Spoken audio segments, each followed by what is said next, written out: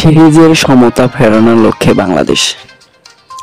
ফর্মহীনতা সত্ত্বেও পাকিস্তানের বিপক্ষে আগামীকাল লাহোরের গাদ্দাফি স্টেডিয়ামে অনুষ্ঠিত দ্বিতীয় টি-20তে শক্তিশালীভাবে ফিরে আসার ব্যাপারে আত্মবিশ্বাসী বাংলাদেশ। ম্যাচটি বাংলাদেশ সময় রাত 9টায় শুরু হবে। সরাসরি সম্প্রচার করবে টি স্পোর্ট। প্রথম ম্যাচে 37 রানের পরাজয়ের পর 3 ম্যাচ সিরিজে টিকে থাকতে হলে দ্বিতীয় ম্যাচটি বাংলাদেশের জন্য গুরুত্বপূর্ণ। মাসের শুরুতে সংযুক্ত আরব আমিরাতের কাছে 2-1 ব্যবধানে হতাশাজনক সিরিজ পরাজয়ের পর সব ভুলে সূত্রে ছোট ফরম্যাটে এই ক্রিকেটে ফিরে আসার প্রত্যয় নিয়ে পাকিস্তান খেলতে আসে টাইগাররা। কিন্তু 3 বিভাগে ব্যর্থতা ছেড়ে প্রথম ম্যাচেই হোঁচট খেতে হয়েছে সব সফরকারীদের।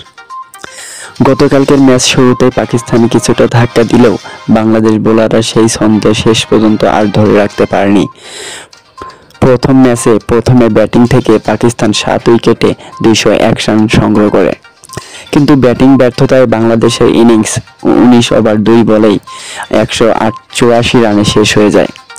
ব্যাটিং সহায়ক উইকেট দীর্ঘদিন পর দলে ফেরা পাকিস্তানি পেসার হাসান আলী ক্যারিয়ার সেরা বোলিং করে 30 রানে নিয়েছেন 5 উইকেট।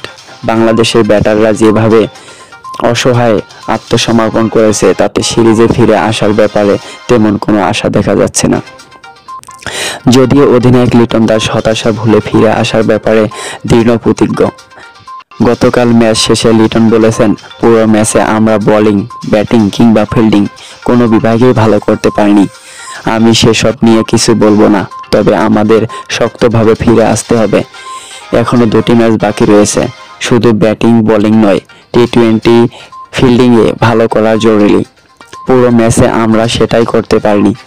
এই পিচে 200 রান তাড়া করা সম্ভব, কারণ আউটফিল্ড অনেক ফাস্ট। ব্যাটিংয়ের জন্য উইকেট পুরোপুরি সহায়ক।